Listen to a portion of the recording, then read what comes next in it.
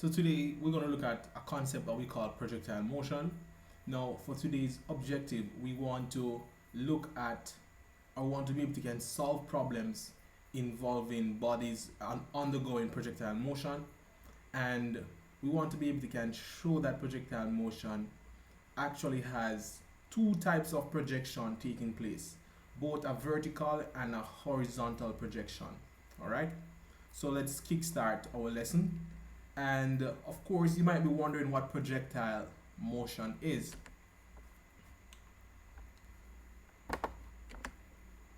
Alright, so a projectile is any object that moves through the air and is subjected to two forces only. Generally speaking, there is the force of gravity that is acting, and also another force that we call frictional drag force.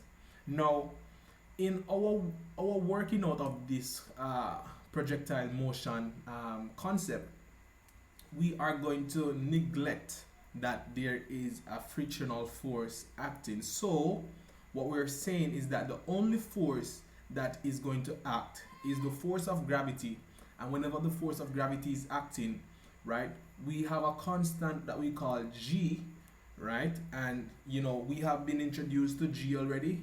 G is simply the acceleration due to gravity.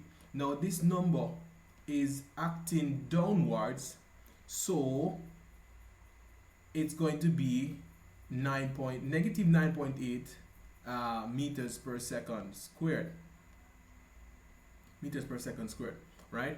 Now there are several things that we should know about projectile motion. One is that projectile motion is a combination of two linear motion, right?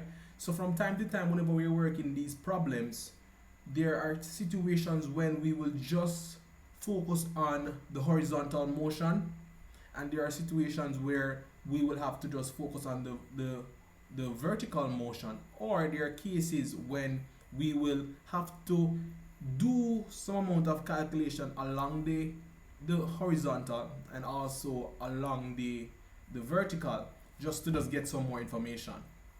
Now it says that whenever we have a projectile, the object, so to speak, pretty much moves in both directions. It moves horizontally and it moves vertically at the same time. Alright? Now it also says that the horizontal component of the projectile velocity is always constant. So what we're saying is that whenever you toss an object, just like what you're seeing on the board right here, let's imagine that you had an object and you tossed it from this end all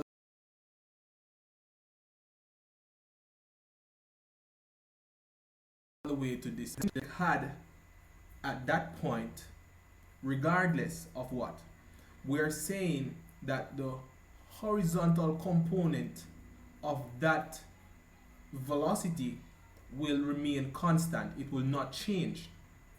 The reason why it doesn't change is because there is no force that is acting along the horizontal that can impact the force going, or to impact the speed going along the horizontal line of motion.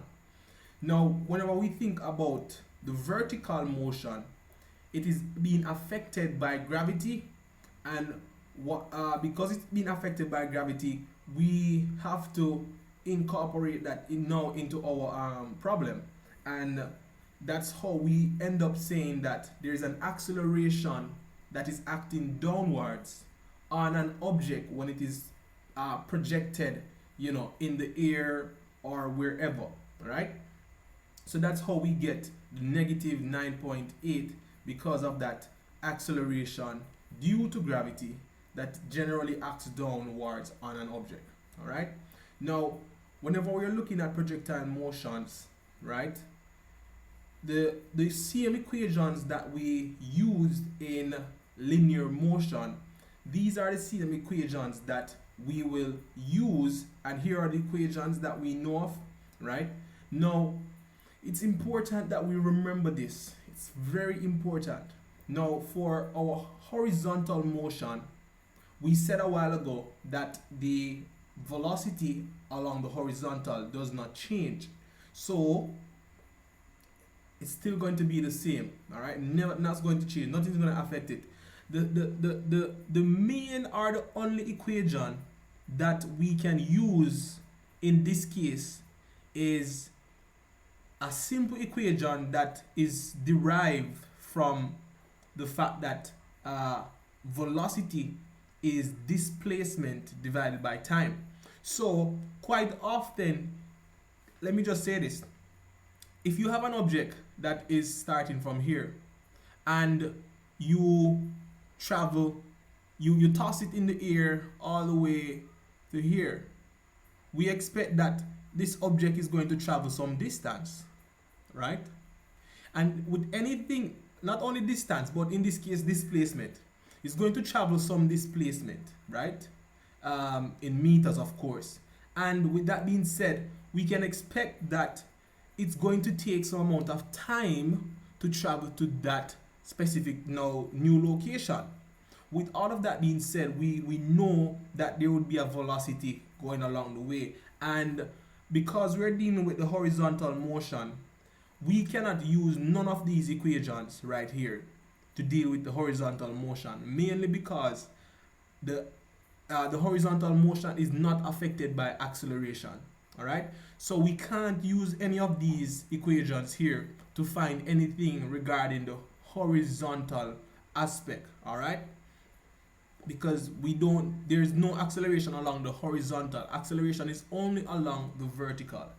Now, so the only equation we can use is our velocity equation that says v of x naught is equal to displacement. Because we're talking about the x axis, the horizontal axis, we say x, which stands for final displacement minus initial displacement divided by the time. Now we can simply rearrange this equation so that we find the displacement. So if we say x minus x naught, all of this is equal to our velocity along the horizontal. So we can say v naught of x times t will tell me my horizontal distance.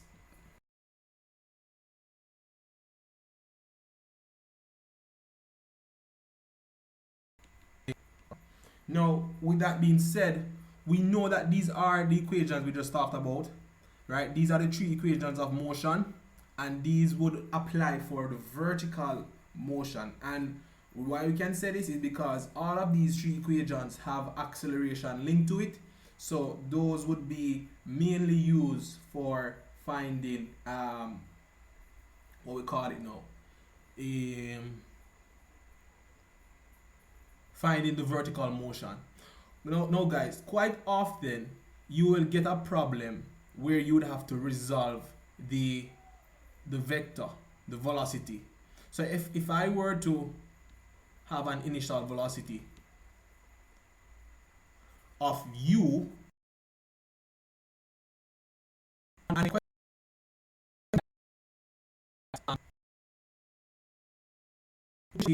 is at an angle to the horizontal theta, I can now split this vector into its horizontal and vertical component.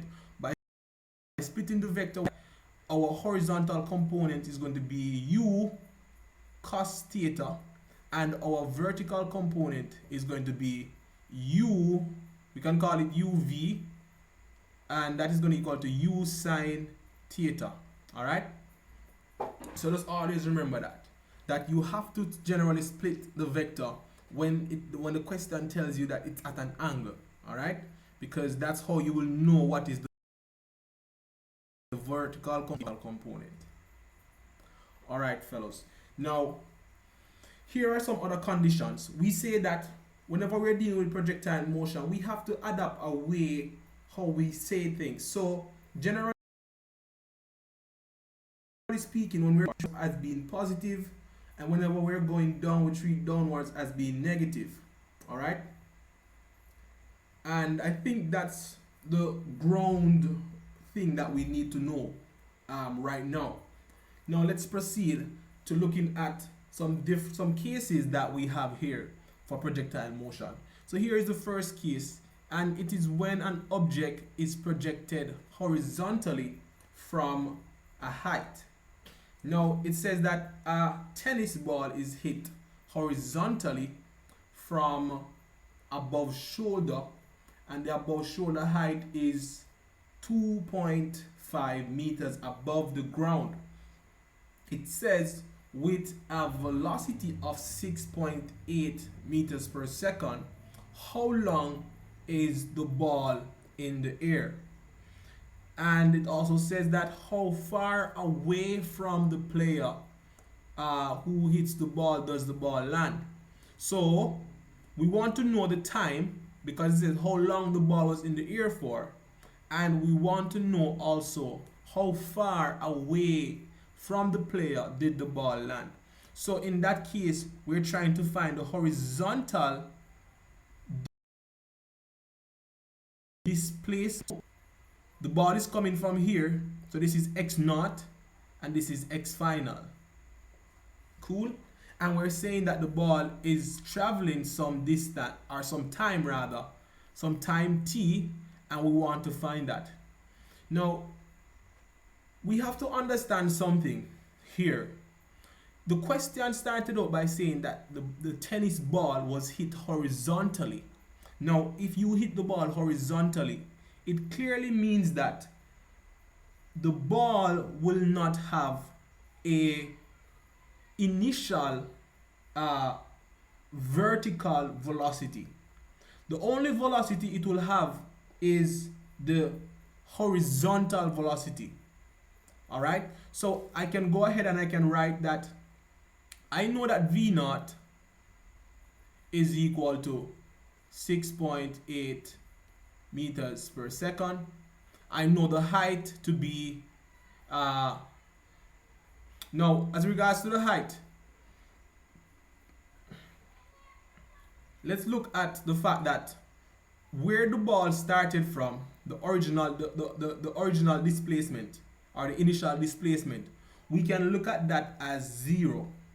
But if the ball started to move downwards now, right, then we can clearly see that the overall displacement of the ball, the final displacement, is actually going to be negative 2.5 meters, because the ball is moving down. And we say that whenever we're going down, we perceive that as being negative. All right, so we know that y naught is equal to 0, and if we know that y is equal to negative 2.5 meters, we just want to stick that one side. Now, as regards to acceleration, ay, which is acceleration along the y-axis, that is equal to negative 9.8 meters per second. And we said that because the ball started out with purely horizontal motion, at that initial point when the ball was hit horizontally, it did not have a velocity, and we can say that is equal to 0 meters per second. Now, in order for us to find the time, we have to use one of those equations of motion that we pointed out to you earlier that you have to use. So in order for us to do this, the best and more appropriate equation for us to use is this one, right? That says y, which stands for displacement along the vertical, minus y naught is equal to ut plus a half at squared.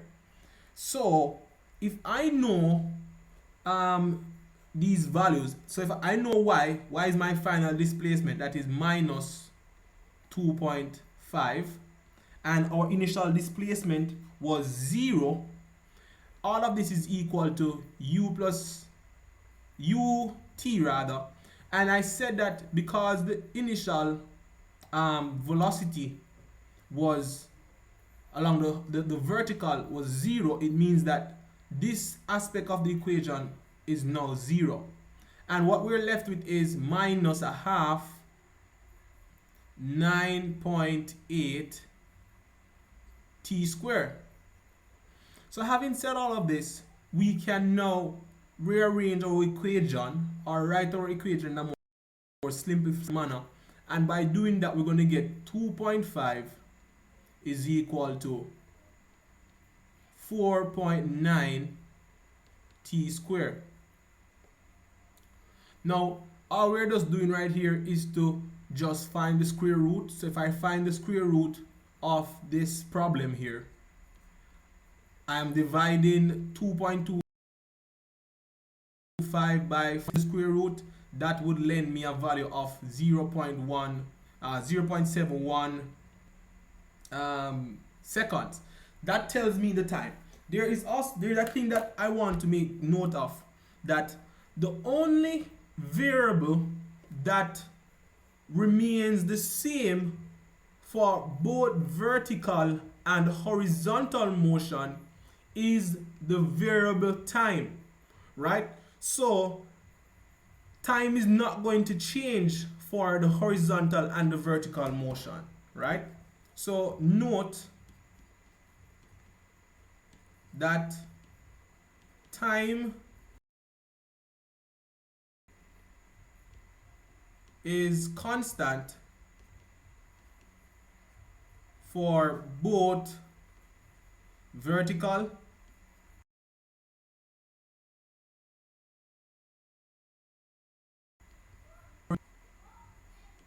motion. That's the only variable we can say that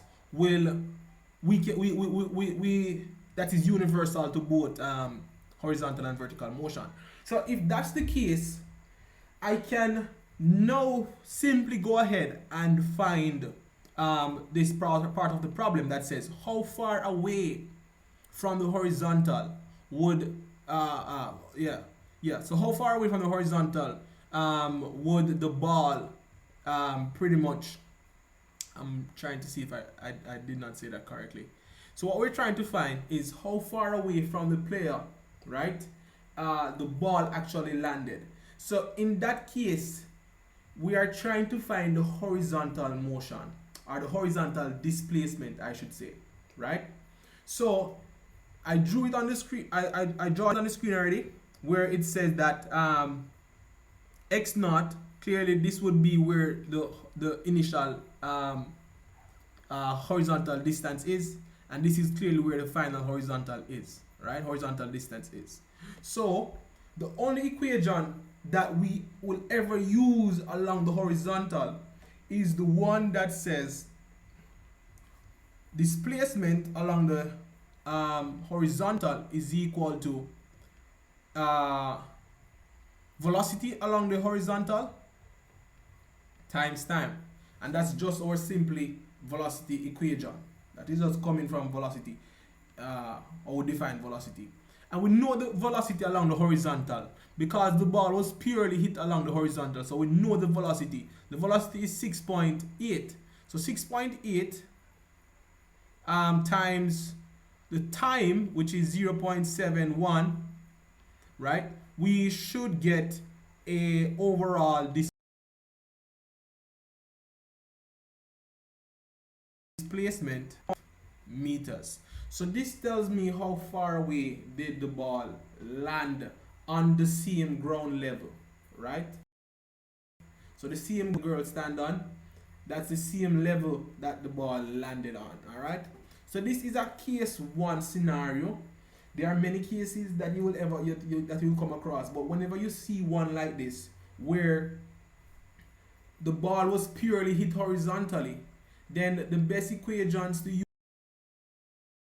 use, and then you'd go and use this one depending on what you want to find, because the questions can come in many angles. All right, just remember that the velocity, when the velocity along the vertical is purely horizontal when the ball was first hit, so it clearly means that that velocity along the vertical is going to be 0, and that's the key thing to understand right there.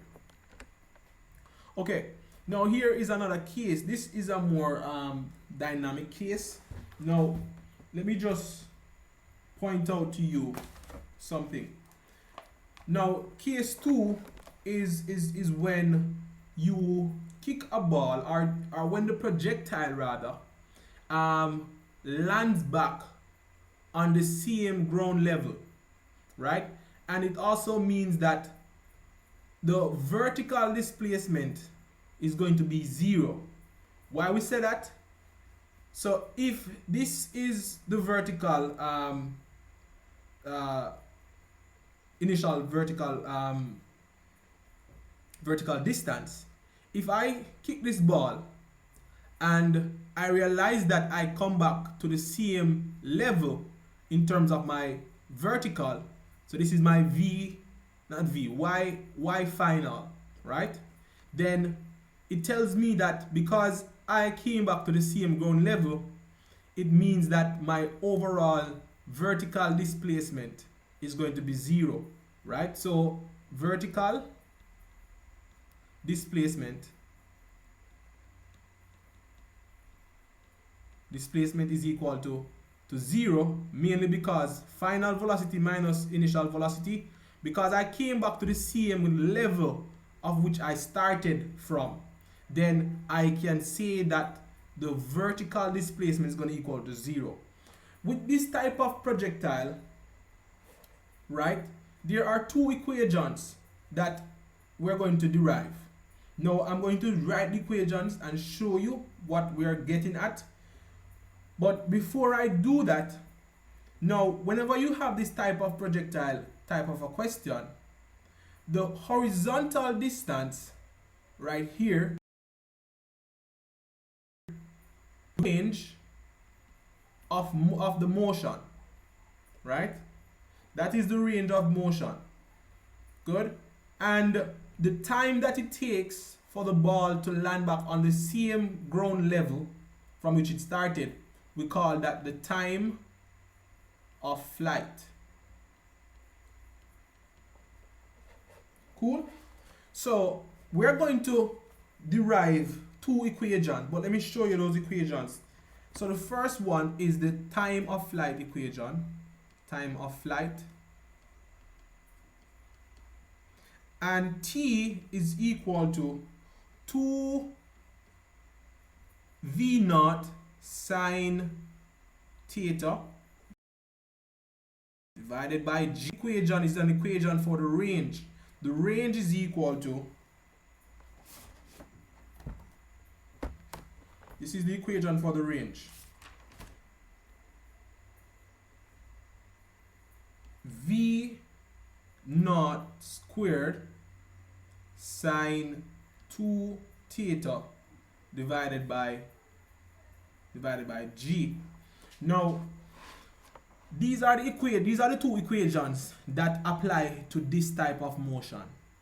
So whenever you have a projectile from one ground level and lands on the same horizontal level, we would apply these two equations. All right? These are the two equations that can give us everything that we need for this type of problem. But we want to know how we came by these two equations. So just bear with me while I show you. So firstly, we have to come from the fact that we have to use an equation of motion to start out with this. And the first one that we're going to use is the fact that v is equal to v naught, and that is equal to, did I say v? Y is equal to y naught, not equal, my bad. Y minus y naught is equal to v v naught y. So this is the vertical velocity, vertical initial velocity, times t plus a half at squared. If you remember what I said just now about the vertical displacement, because we came from the same, because we landed back on the same level, vertical displacement is going to equal to 0. So we can equate this and say 0 is equal to our vertical velocity, which is v sine theta times t, or we can say v naught rather, v naught sine theta. And we know that for vertical motion, velocity, the acceleration is negative, so I can go ahead and put negative a half times g t squared, because the acceleration a is equal to negative g. Fair enough? Now, with that being said, what I'm left with is these two things. I'm going to kind of simplify the equation. So I'm left with, or I'm going to transpose one part of the question of this thing. So I'm going to take this and bring it across. If I take that across equal sign, I have a half g times t squared, and all of this is equal to v naught sine theta times t. I really want t to become the subject, so I'm going to take this t right here and divide it on both sides. I divide it by on both sides, I'm left with a half g t, because one of these t cancels and cancels the square right up top here. So I'm left with all of this to say a half gt, and it is equal to v naught sine theta. So all I need to do now is to make t become the subject, and t is going to be v naught sine theta divided by g. So I'm taking g from this side, it is multiplying right here, so it's going to divide when I bring it across the equal sign. Now this half is being divided, so when it goes across the equal sign, it's going to become a plus. Not plus, it's going to become a multiplication. So I'll put the 2 in the numerator. So what I'm left with is this equation for the time of flight. And clearly, it's the same thing that you're seeing right here. So time of flight sine theta divided by g. Now, as regards to the time of, regarding to the range equation, I'm going to derive that is that we have to look at the horizontal motion, because the range has to do with horizontal motion. Cool? So let's look at the horizontal motion now. So what is happening along the horizontal? There's only one equation we can use whenever we're thinking about horizontal motion, and that equation is x minus x naught is equal to v naught of x times time. Now we can say that x minus x is equal to r, because that's talking about the range. So we can say v naught of x is the same thing as saying v naught cos theta times t. Now remember we said that t is symbolic to both horizontal and vertical motion. The time value, the time will be the same. So what I can do is to sub time, right? So the next thing I would do to overall derive this equation is to sub time into, or sub t into r equal v naught cos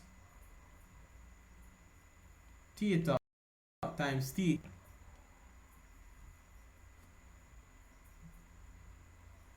All right.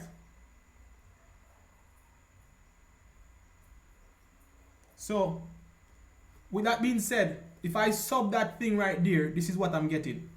R is equal to v naught cos theta, and I'm subbing t in this now, so t was equal to 2 v naught sine theta divided, so all of this is divided by g. Once g is in the denominator, everything is divided by that. And we're simplifying this to say v naught squared 2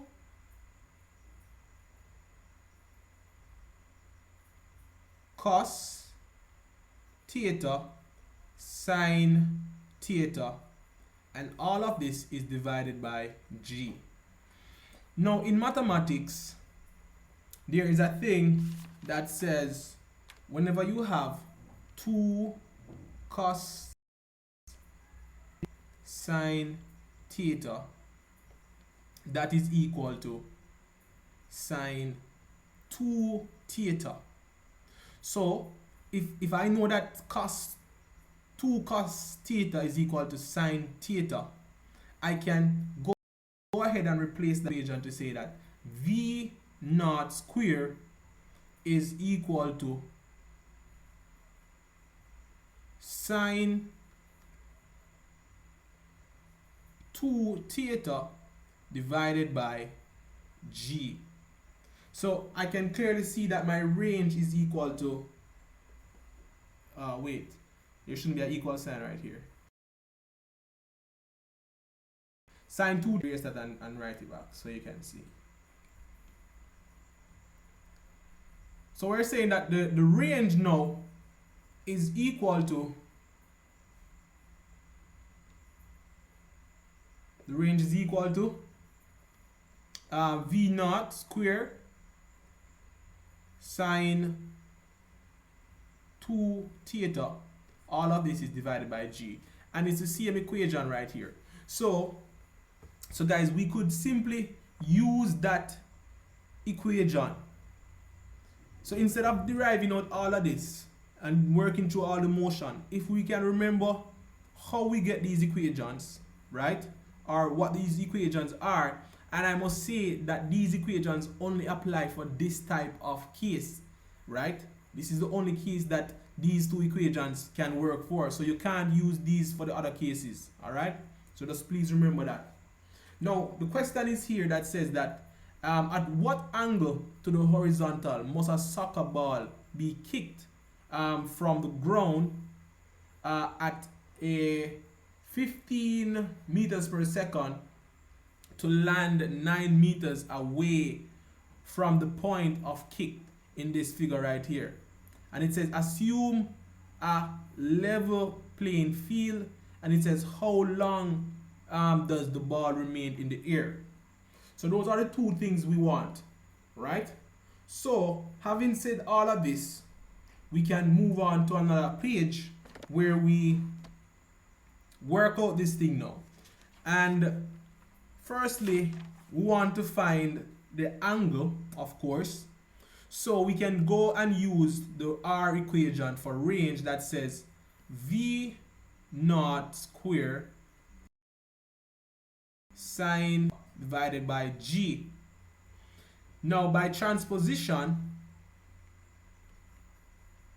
so by transposing, I can make sine 2 theta becomes the subject, and that is equal to R times G over V naught squared. Now let's just go and try and work this thing out. Let's see right here. The range I think was given to us already. So the range was 9 meters. Alright. So 9 meters. 9 meters times is 9.8. In this case, you won't put the negative sign here, guys. Alright. Because we know that gravity is negative 9.8. We won't put the negative right there, because we already used that up some part in the whole deriving this formula already. Right. So, and divide that by the velocity now, which is 15 squared. Alright. So having done all of this, we should be getting a value of, to say that sine 2 theta is equal to 0.392. Okay. Now, so with that being said, what we're going to do next is find the sine inverse of that number.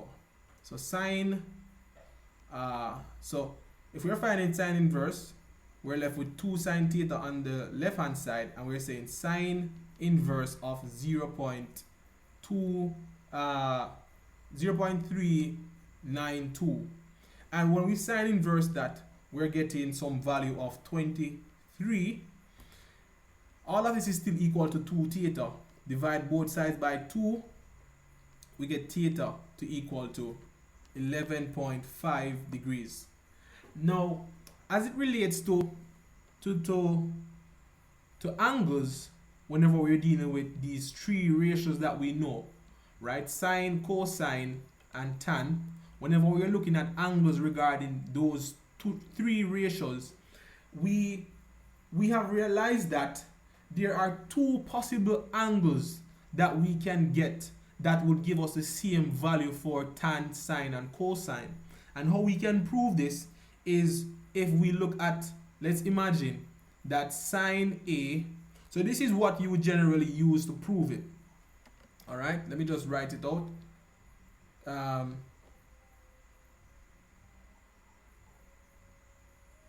So sine A is equal to sine bracket 180 minus A.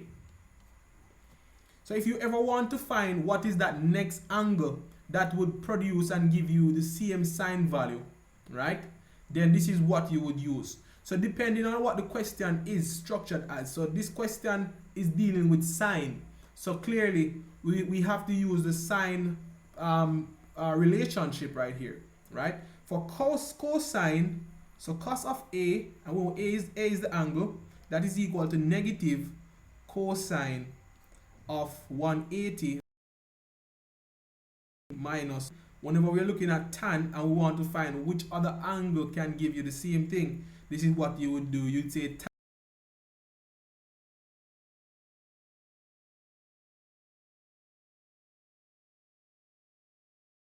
tan of, and enter in my calculator sine A. In this case, A is going to be of 11.5. So you can stop and use your calculator and do it. Sine of 11.5 is going to give me 0.1999, or 93 rather. Yes, 93. Now, if I say sine of 180 minus 11.5. So we work the bracket first. So 180 minus 11.5, I get 168. So now sine of 168.5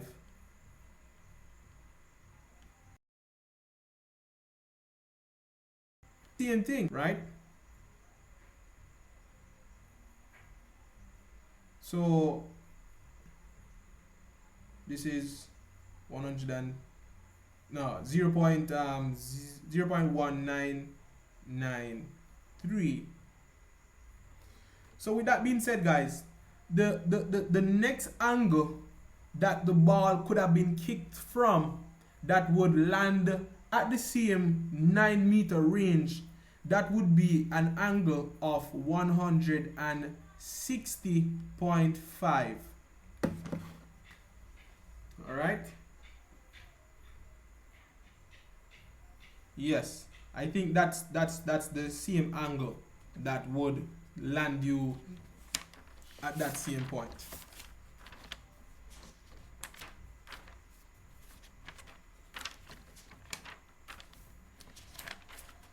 The next part of the question asks us to I believe find the, let me just check. It says how long does the ball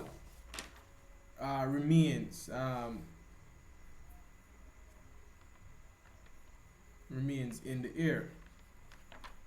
Let me just clarify something quickly before I say anything else.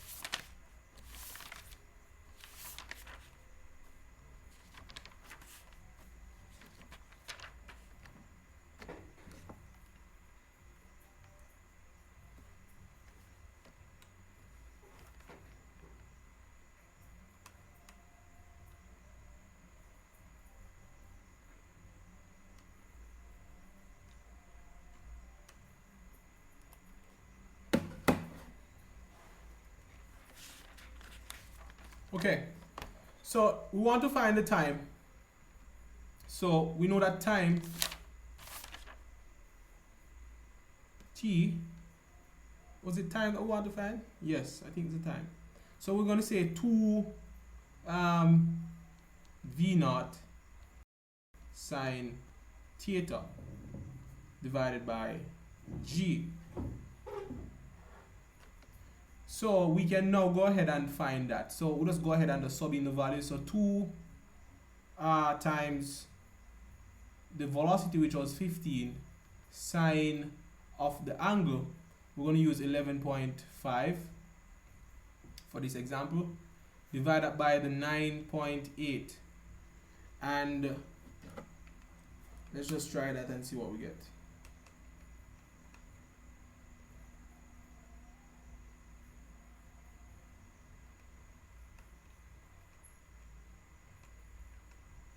We're going to get a time of 0.61 seconds.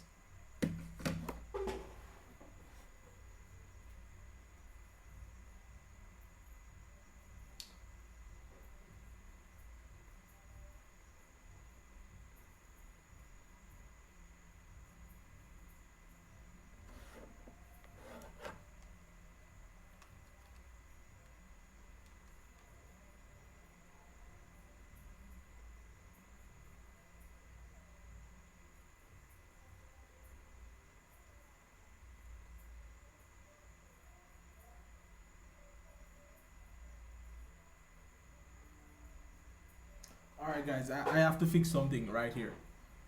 So right here, where we have 2 theta is equal to 23. Now what this is telling me, the 2 theta is just telling me that I have 2 theta values that would work. Alright, so this is the actual number that I'm going to use for A. So instead of using what you call it, 11.5, we will use the 23 instead, right here in this equation right here. So we use 23 instead. So if we use 23, we should be getting 157. So sine of that, let me just check what sine of that is. Sine of 157, right? So that would be the next angle that we would possibly have, so to speak. So right here you would have instead of having this, you would have 155, right? All of this is still equal to 2 theta. So there are 2 possible things now, right? So the 2 possible options that we can have is either 23 or 55. Now, in order for me to find the overall angles, I now have to divide both of them by 2. So the angles, the 2 angles that we're going to have is 11.5 degrees and 157 divided by 2. The next angle that we're going to have is 78.5 degrees. So these are the 2 angles that we would possibly have that would, give us the same distance, right? But just as how you have 2 angles that will give you the same distance of 9 meters or travel, right? We're gonna have 2 time, and so we're gonna have to calculate time twice. So if we calculate time again, so t is equal to 2v.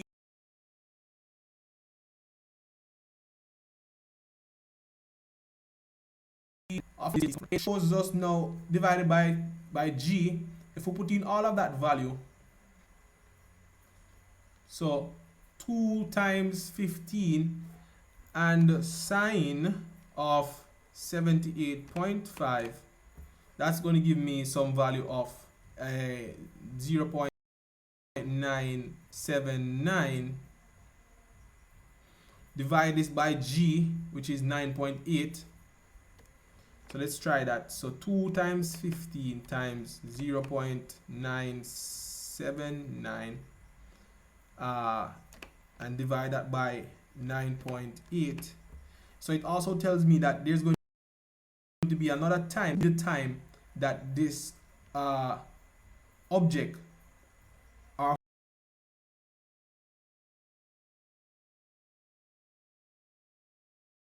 how long it will take, right? Now, if the angle is at 11.5, the time that it would take to travel to this same distance of 9 meters would be 0.19 seconds. And that is mainly because the object is not going too far in the air. Now, if you had an angle of, say, 78, this is how high the angle is. So it means that you're going to have more vertical component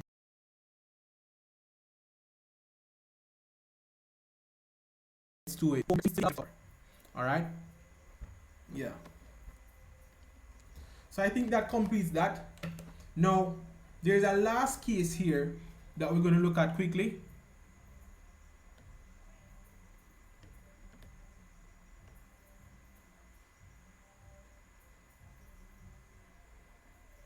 And that last case is when you have an object at a point different, so an object landing at a point different from the horizontal level from which it was projected. So here is an object, right, being projected, and here we have a horizontal line from when the object was projected. If this object went below line where it started from, then this is a different case that we have to look at. And when we see a case like this, we have to bring up this equation, right, to pretty much find to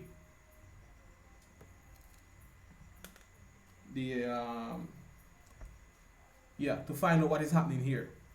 So the question wants for us, so it says that a shot leaves a shot putter's hand at a height of this is what, 2 meters with a velocity of 13 meters per second and the angle of 36 to the horizontal.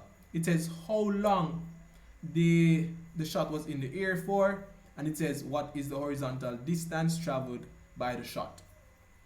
Now let's just put in some things that we know, right? Okay, so we know that we have a velocity right here of 13 meters per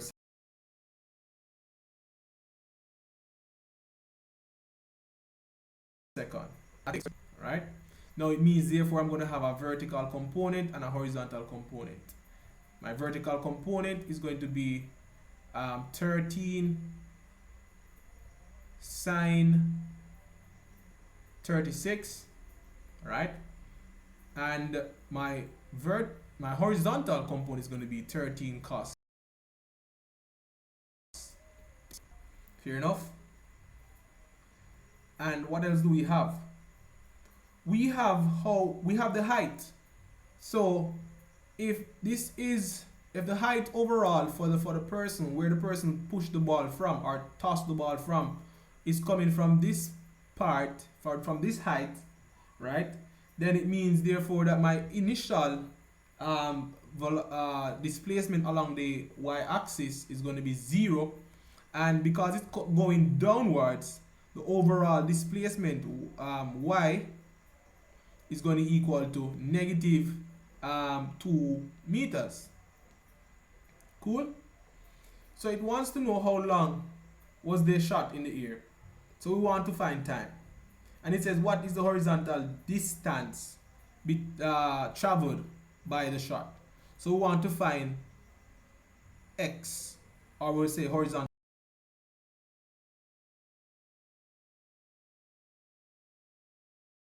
distance down. Now, with a question of this nature, what we have to do is to look at the equations that we can use. So the equation that is best appropriate is y minus y naught is equal to v naught y times t plus a half a t squared. Now we can go ahead and put in what we know. We know y, which is negative 2.5 minus initial displacement, which is 0, and that is equal to v naught of y, which is 13 sine 30 times time t plus, well, we can just not say plus, we can just use negative, because the acceleration is going to be negative, so that is going to affect the thing. So we're going to say negative a half, that's going to be 9.8 times t squared. Alright, so we can kind of rearrange this a little bit. If we rearrange it, we will realize that we can get what we call a quadratic equation. Alright, but before I do that, let me just simplify it a little bit. So we have negative 2.5, that is equal to so if we put in the calculator 13 sine 36, we're going to get 7.64 t minus 4.9 t squared. Let's kind of rearrange this so that it equals to 0.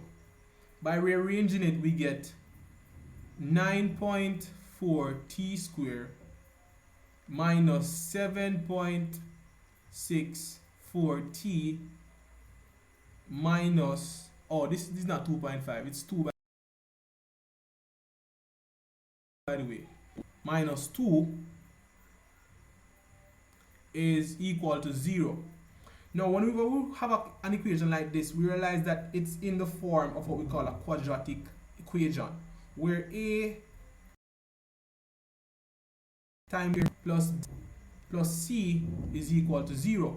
So we realize that this takes the form of a quadratic equation.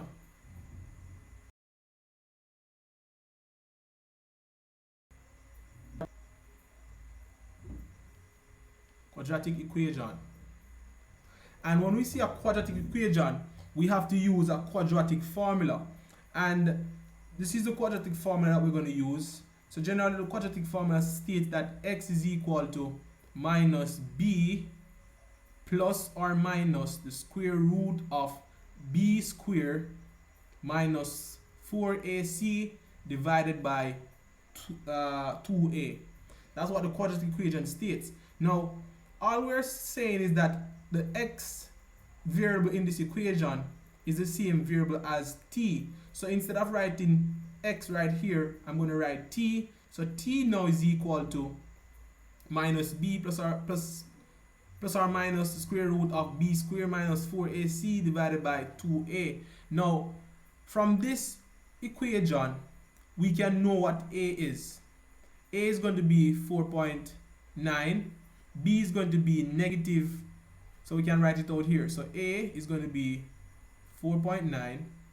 B is going to be negative 7.64, and C is going to be negative 2. We have to look at the signs in front, guys, so remember that.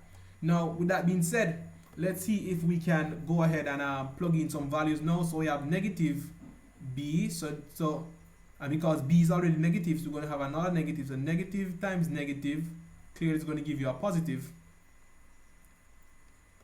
plus or minus square root of b squared, which is minus 7.64 square minus 4 times a, which is 4.9 times c, which is minus 2. All of this is divided by 2 times a, which is 4.9. So if we go ahead and simplify stuff, right? If we go ahead and simplify stuff, we can get something right here, right? And this is what we're going to get. We're going to get t is equal to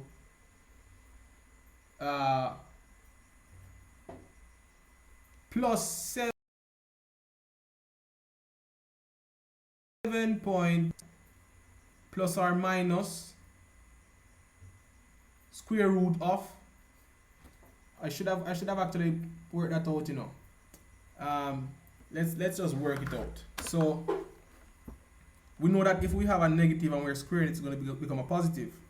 All right. So that's going to be 7.64 square. That should give us some 58 minus.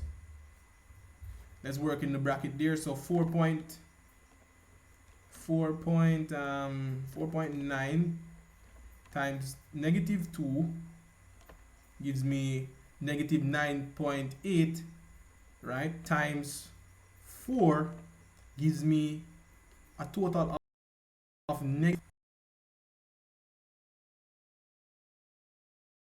negative 9, a total of 36.2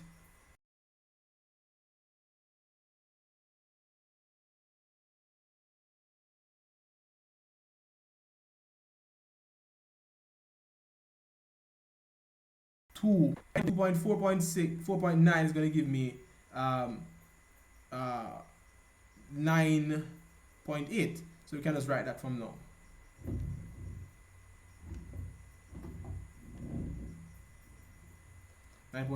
All right, let's work out this part right here. Okay, so if we work out in the bracket, we're subtracting 58 minus 58.3 plus, rather, because that negative and that negative is going to become plus. So we have plus 39.2. So we're getting the square root of 97 plus, so 97.5, right? All of this is still divided by the 9.8, and we'll put back our plus or minus, and we'll put back our 7.6. All right. Now let's find the square root of the 97.5. That gives me some value. So this is equivalent to 9.87. So we're left to a point now where we are going to get two answers. All right, we're going to get two answers, but there's only one answer that we're going to focus on, and that answer is going to equal to, if we were supposed to go ahead and solve this, right, we're going to get a t value which is going to equal 1.76, or we can say t is going to give you a value of 2.2 seconds. Now, I think you guys understand how we get that. What we do, because we're saying plus or minus, we are saying 7.64 plus 9.87, divide all of that by 9.8, right? You would get the first value, I believe, or the second one. but and then now you would put a subtraction sign between it the next time. So you're working the things 2 times. That's how we end up getting the 2 values. Now, as regards to this, we will negate, or we won't consider the one with the negative in terms of the time, right? So we're seeing 2 time values. We'll stick with the positive because time will always be a positive value, so to speak. All right. So I believe that covers that. Now,